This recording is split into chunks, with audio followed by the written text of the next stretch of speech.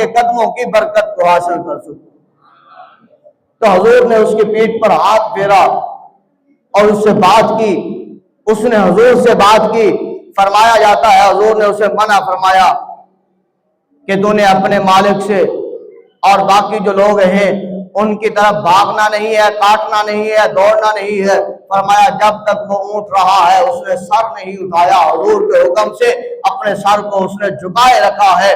مالک نے پانی پلایا ہے تب بھی ٹھیک ہے، نہیں پلایا پھر بھی ٹھیک ہے، اگر چارہ دیا ہے کھا لیا ہے پھر بھی خاموش کھڑا ہے، اگر نہیں دیا پھر بھی خاموش کھڑا ہے، کیونکہ حکم محمد رسول اللہ ہے۔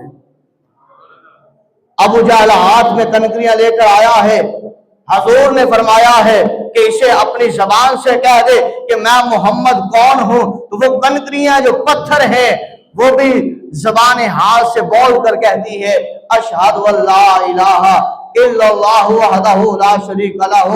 اگر چاند کو دیکھے تو چاند نہ سنے، چاند نہ دیکھے، چاند نہ پہچانے، چاند نہ جو ہے وہ کسی کی جو ہے وہ پرکھ رکھے، لیکن تیرا میرا لجپال نبی جب اس چاند کو اشارہ کرے تو وہ چاند بھی حضور کا حکم مانتا ہے، وہ ٹکڑے ہو جاتا ہے۔ وہ سورج جو کسی کی نہ مانے، کسی کی نہ سنے، نہ کسی کو جو ہے وہ دیکھے، وہ سورج جب حضور جو ہے وہ حضرت علی کے لیے اس سورج کو واپس بلائے تو وہ حضور کا حکم مانے اور حضور کا حکم مانتے ہوئے غروب ہوتے ہوئے واپس نکل آئے اور حضرت علی نماز ادا کرے اور پھر حضور کے حکم سے وہ واپس غروب ہو جائے۔ فرمایا یہ چاند ہے جو حضور کا حکم مان رہا ہے، یہ کنکریاں ہیں جو حضور کا حکم مان رہی ہیں، یہ پتھر ہیں جو حضور کا حکم مان رہے ہیں۔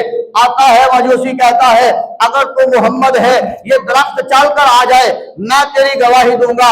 حضور فرماتے ہیں جا اسی درخت کو میں محمد کا پیغام دے دے۔ جب وہ جاتا ہے کہتا ہے تو مجھے محمد بلا رہا ہے، اس محمد کا حکم ہے چل کر اس کے قدموں میں آ جا۔ وہ درخت اپنی جگہ کو چھوڑ کر چلتا ہوا، جڑوں کو اکھیڑتا ہوا حضور کے قدموں میں آ کر گر جاتا ہے۔ ہر پتے سے، ہر شاخ سے، ہر ٹہنی سے، ہر اس کے اعضاء سے آواز ایک ہی آ رہی ہے اشہد ان لا الہ الا اللہ و اشہد ان محمدن عبدہ و رسولہ۔ گویا پتہ چلتا ہے جو درخت جو کسی کو نہ دیکھے، کسی کی نہ سنے، کسی کے ساتھ نہ بولے، جب محمد کا حکم آ جائے تو وہ درخت چلتا بھی ہے، جب محمد کا حکم آ جائے وہ درخت اپنی جگہ کو چھوڑتا بھی ہے، جب محمد کا حکم آ جائے وہ درخت ہو کر جگہ کو چھوڑ کر لجپال نبی کے قدموں میں آ کر سجدہ ریز ہو جاتا ہے۔ فرمایا وہ درخت ہے، حضور کی پاک بارگاہ میں ایک گو لائی جاتی ہے اور جو ہے وہ لانے والا کہتا ہے اگر یہ گو اگر آپ کی رسالت کی گواہی دے دے میں آپ کا کلمہ پڑھ لوں گا۔ حضور علیہ السلام نے فرمایا اسے تو کہہ دے کہ میں محمد کون ہوں۔ وہ گو جو پکڑی ہوئی تھی وہ گو زبان حال سے کہتی ہے اشہد ان لا الہ الا اللہ و اشہد ان محمدن عبدہ و رسولہ۔ اور اسی طرح ایک بغیاڑ جو ہے وہ جنگلی جانور ہے جس نے نہ دیکھنا ہے کہ شکار کس کا ہے، اپنا ہے یا پرایا ہے، اس کا کام ہے پکڑنا، پھاڑنا، کھانا۔ اور اس نے جو ہے وہ جب اس سے پوچھا جاتا ہے بتا محمد کون ہے، محمد کون ہے، وہ بغیاڑ ہو کر کہتا ہے اشہد ان لا الہ الا اللہ و اشہد ان محمدن عبدہ و رسولہ۔ جب اسی بغیاڑ کو کہا جاتا ہے یہ میری بکریے ہیں، ان بکریے کی رکھوالی کر، میں اس محمد کے پاس جا رہا ہوں، اس محبوب محمد کے پاس جا رہا ہوں۔ وہ بغیاڑ حضور کے فرمان کے مطابق وہ بغیاڑ جانوروں کی بکریوں کی رکھوالی کر رہا ہے اور وہ غلام حضور کی پاک بارگاہ میں غار میں جاتا ہے، حضور سے ملاقات کرتا ہے، کلمہ پڑھتا ہے، دار اسلام میں داخل ہوتا ہے، حضور سے باتیں ہوتی ہیں، عشق بری جو ہے وہ ادائیں چل رہی ہیں۔ جب وہ باہر آتا ہے تو کیا دیکھتا ہے وہی بگاڑ ہے جو جانوروں کی بکریوں کی رکھوالی کر رہا ہے۔ اور پوچھا کیوں کر رہا ہے؟ تیرا کام تو کھانا ہے، ایک ایک بکری اٹھا کر کھا جاتا، پھاڑ جاتا ہے۔ کہتا ہے نہیں تجھے پتہ نہیں میرے محبوب محمد کا فرمان ہے۔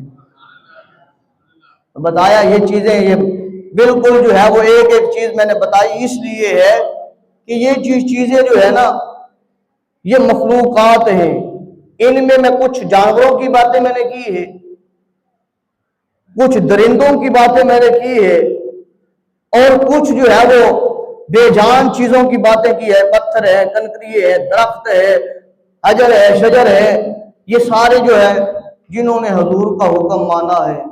زمین والوں کی باتیں، آسمان والوں کی باتیں، یعنی کہ چاند کبھی دو ٹکڑے نہیں ہوا جب سے دنیا بنی ہے، لیکن حضور کے فرمان کے مطابق دو ٹکڑے ہوا۔ سورج کبھی واپس نہیں آیا، کبھی واپس نہیں آیا، پر حضور علیہ السلام کے حکم پر واپس آیا۔